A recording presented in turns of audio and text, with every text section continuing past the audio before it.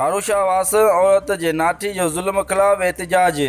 मूंखे शक आहे त नाठी मुंहिंजी नियाणी खे मारे छॾियो आहे। 1.5 महीनो गुज़रण बावजूदि बि मूंखे नियाणी सां मुलाक़ात न करणु ॾिनी पई वञे।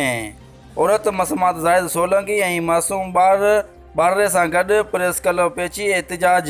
औरत दाईंदे चयो त मुंहिंजी नियाणी कोटलालू वासन गुलबार सोलंकी सां शादी कई हुई।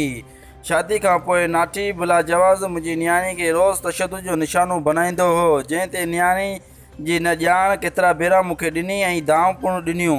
गुज़िरियल 1.5 महीने खां मुंहिंजे नियाणी में को बि अतो पतो न आहे ऐं ख़बर न आहे किथे आहे। मूंखे शक आहे त मुंहिंजी नाठी खेसि तशदुद करे मारे लिकाए छॾियो आहे। कंदे चयो त नियाणी जो अतो पतो लॻाए फैलियल बेचैनी ख़तमु कई वञे। ॿी सूरत में SSP हाफ़िज़ आॾो बच्चन समेत एहतिजाज कंदीसि। रिपोर्ट नसीर अबरो, शाहीन न्यूज़, ठारूशाह।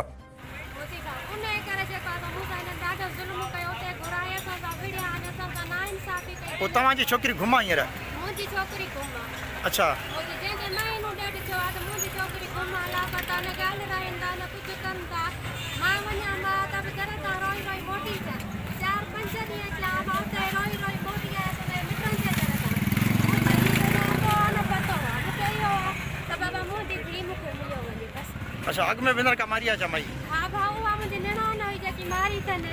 15 साल जा 10 साल जा नालू कोट जेको ठाणो आहे उनखे ख़बर अथव। रेशमा नाले सां मुंहिंजी निणान मारी आहिनि। उहा असां चए थी पाए